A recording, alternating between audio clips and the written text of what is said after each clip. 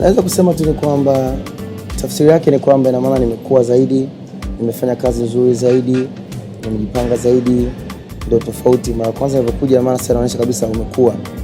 Na nafikiri ni faraja kwa sababu ikiwa ulipokuja sasa hivi impact imekuwa kubwa zaidi, ya means kwamba ukubwa umeongezeka zaidi, sana yangu imekuwa, mashabiki nimeongeza zaidi na nawapenda sana Burundi.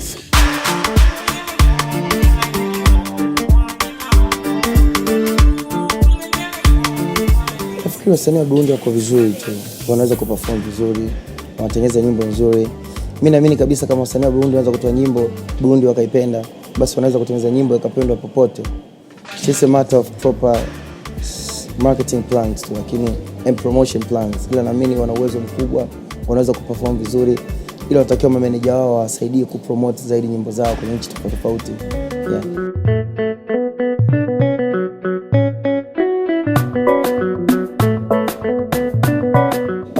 Nataka nionyeshe kwamba kiasi gani nawashukuru. Lolilo ni mtu ambaye tangia mara kwanza nilikuja hapa alinipokea, nikafanya nyimbo ya kwanza ile, nikafuata nyimbo ya pili. So inaonyesha ni kiasi gani mimi sina uchoyo, sina ubaguzi na wasanii wa hapa. Tulifanya nyimbo na nikamwambia basi tupande wote kwenye stage tuimbe kwa pamoja.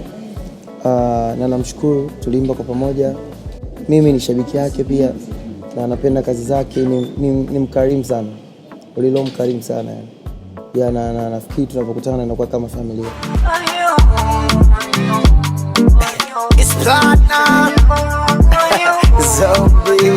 Labda niwashukuru sana wakazi wa Burundi kwa kufika jana. Kikolo kwa watu wengi wamejaa sana kiasi kwamba mpaka sasa ikabidi show ikazidiwa, na kwa sababu ya upendo wao unajua tena tukasogea paka karibu, ikabidi tena sound ikacheza kidogo na lights na nini.